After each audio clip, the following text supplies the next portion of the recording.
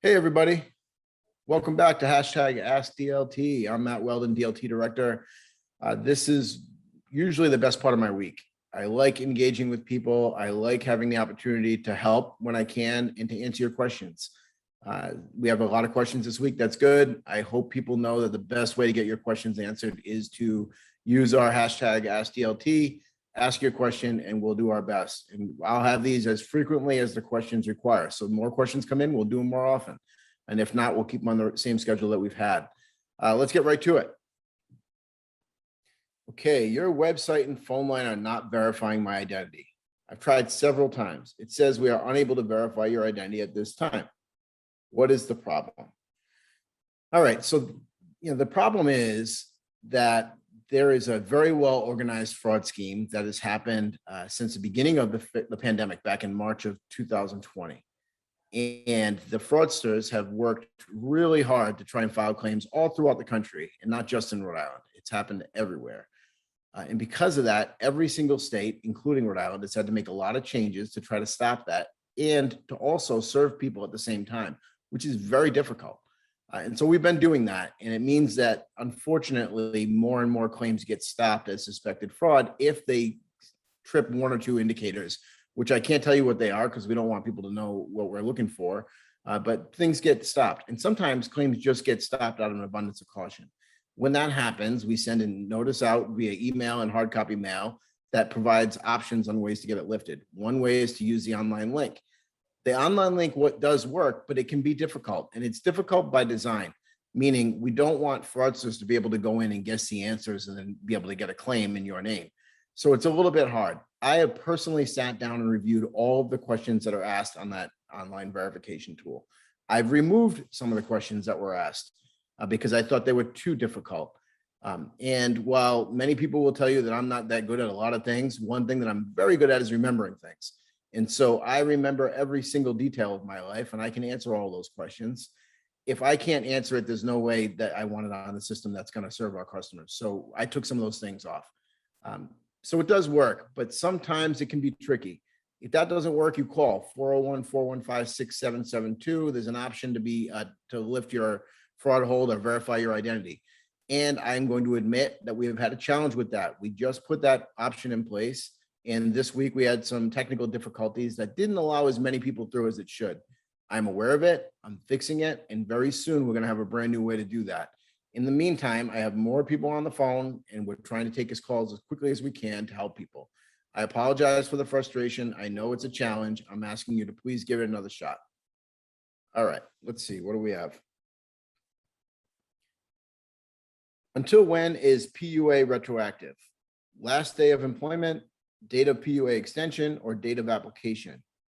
I couldn't apply right away due to severe long-term COVID symptoms and want to know if my claim would be backdated to my last day of work. How long do these payments take? Okay, there's a lot there. PUA, Pandemic Unemployment Assistance, was a program that was created for gig economy workers, self-employed people, people that may not otherwise be eligible for unemployment. It was established back in March of 2020 by the federal government. It went live in April of 2020. Rhode Island was the first state in the country to put an application up, and I believe the first state in the country to pay those claims, and it's gone fairly well since then, although we've been very, very busy. PUA retroactivity changed when Congress changed the programs. Remember, we've had 3 or 4 different versions of stimulus packages and different changes by Congress. When the dates were coming up, when the programs were going to end, they extended them, and that changed things. And so if you filed a claim for PUA prior to December 27th, 2020, technically, if you met the eligibility requirements, it could go back to your last day of work all the way back to when the program began, which in Rhode Island was like April 7th of 2020 or April 8th, right around then. If you filed after December 27th, it doesn't matter when your last day of work was, if you can only go back to December 6th of 2020. That is a rule that the federal government put out. There's nothing Rhode Island can do about it. If you filed now and you have a good reason, like you suggest that you do, then we could go back to December 6th. That's as far back as we can go. Again, to be eligible for PUA, you had to have had a job prior to filing. You had to be connected to the labor market. I know a lot of people thought it was just a program anybody qualified, and that's not true. You had to have been working and then had your work disrupted by COVID. And it seems like that's the case here. And so, we should be able to help you out. How long do payments take? It depends on how long it takes to process the application. If it goes through without a problem, which a lot of them do, then you'd be paid probably within 2 to 3 weeks. Again, the fastest in the country. I know it's not good enough. We want to do better, but that's about how long it takes. If there are issues with the claim and we have to work through those, then it may take a little bit longer, but hopefully it goes quick. Okay, let's see what else. Can you be specific about what it means to refuse a job offer? If in the interview process you do not feel like it's a good fit or it's not the same salary, can you remove your application and still be eligible for UI? All right, that's a little bit complicated.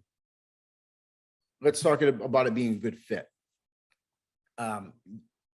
If generally it seems like a good fit because you worked in a similar industry in the past, then it's probably still considered a suitable job for unemployment purposes. If you just don't get a good vibe when you're there, if you're talking to the company, it doesn't seem like it's going to work for you, I don't know technically if that would allow you to continue collecting. Salary. If the salary is similar to what you were receiving before, then it can be considered suitable. If it is significantly less than what you were accustomed to earning, then maybe it's not. So I'm sorry, there's no black and white answer here. You need to be looking for 3 jobs a week. If that was one and you had a couple other opportunities, then pursue those. We're not trying to jam anybody up, but I have a serious concern that in 6 weeks, the federal programs end and most of the people collecting unemployment will no longer have that opportunity. That means 0 income for those people. Taking a job now, even if it's a bridge job to get you to that meaningful career that you want, is in your best interest. And I hope you all consider that. Okay, what else? I'm back to work part-time, and some weeks I make more money than my benefit amount, and in some weeks I make less. I've been certifying every week like I'm supposed to. Now this week, my claim says Social Security number not recognized. What does that mean? Can't get through to DLT. Okay, I'm sorry you can't get through. We still remain incredibly busy. And believe it or not, people that commit fraud from all over the country and all over the world really call us too and actually jam up our phone lines. And it prevents people like you from getting through. That's not your problem. Well, it is your problem. It's not your fault. And I'm sorry that you're a victim of that. And we're working and doing everything we can to make it easier to get in touch with us. As far as reporting your earnings, we changed the law recently. We allow people to earn up to 150% of their benefit rate and still stay connected to unemployment.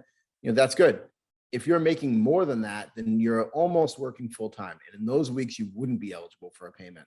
And if you went 4 weeks without collecting a payment, then you would be out of what we call the payment file, which means when you go to certify for a payment, it's telling us that you need a payment, but the system doesn't have you in that file at that time. It doesn't mean you went away completely. It doesn't mean we don't have your claim. It just means it's not active. And so, when you go to request that payment, you're not there and it doesn't happen. You do need to contact us because we have to get you back into payment status. I'm going to tell you something. This is just between me and whoever asked the question. Please call Saturday morning, like at 9:30. Every week I tell people to call on Saturday and I only see like 100 people call. We have staff that are working overtime. Give us a call. We'll answer your question. We'll help you out. If not, try throughout the day. I see people that get through more than once a week. It can be done. Another tip is don't just hit redial, because that's not cycling you back into the system. I would call, I'd hang up and wait a few minutes and call again. And then I'd hang up and try again and maybe try later in the day. Hopefully you can get through or you can find the info you need on dlt.ri.gov.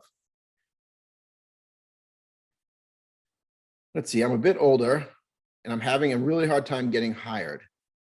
I have plenty of experience in computer knowledge. Do you have any openings? Maybe some type of state placement program, a program where the long-term unemployed can be placed in a state job. All right, so those are 2 or 3 different questions, but I hear you and I know what's going on. I went through a similar situation with a family member and it's incredibly difficult, especially when you're as qualified as you are and you can do a great job. So there are programs available to help. First of all, with state employment, you can go to dlt.ri.gov. There's a tab that'll take you to jobs that are available. There's a state jobs tab. Go ahead and apply. And the state's always looking for talented people that can jump in and make a difference. If you don't see something there, if you're at backtoworkri.com, you can look and find information about a program called Platform to Employment, or PTE. Great program. They do a great job. They help long-term unemployed folks get reconnected with the labor market or reconnected to meaningful employment. And they do such a fantastic job. This program was highlighted on 60 Minutes some years ago. That's how DLT initially got involved with them. And since then, we built a really strong relationship and they continue to do a great job. Let's see, are there more? Why is the website so bad and why does the phone line never work? Okay, 2 questions. I don't know what you mean by why the website's bad. If you go to dlt.ri.gov, I think it's pretty good. It's going to get better. We're moving to a standardized platform in the next couple of months where all state sites will look similar. I think that's going to help people, and really, the structure of the site will be easy to navigate. The content on the site is our responsibility, and I know that gets better every week. There's a lot of information available. You just have to look for it, take a look and read the information. Hopefully that can help you. If you're talking about the certification tool, that actually works pretty well. Most people use it now. It goes through, it's cloud-based. We don't have problems with capacity. So on that piece, I can't help you. We are continuously looking to make things better. I always want to make things better. So if there are things that we think specific suggestions, go ahead and tweet at us or let us know, and we'll take a look and see what we can do. Phone line, it works. It's busy. It can handle so many calls at a time. Right now, about 58,000 people collecting unemployment payments. That's still 5 times busier than we were before the pandemic. And even though the staff is more than twice as large as it was, you do the math. It's still a lot of people calling, and they call all day and all the time. It works, but you have to keep at it. And again, try calling on a Saturday. Okay, it looks like that was it. I like the fact that we're asking questions. We're asking good questions. We're asking hard questions. I'm going to tell you the truth. That's who I am. It's what I'm all about. I'm a public servant. I want to serve you, and I want to give you good information. Sometimes you're not going to want to hear it. That's okay. I don't always want to say it, but it is what it is. I'm going to tell you what you need to know so you can navigate our systems and hopefully get connected to the help that you need. Until next time, remember, ask your questions with hashtag AskDLT. Go ahead and ask. And if we get a lot of questions, I'll do these more frequently. It's been great. See you next time. Matt Weldon, DLT.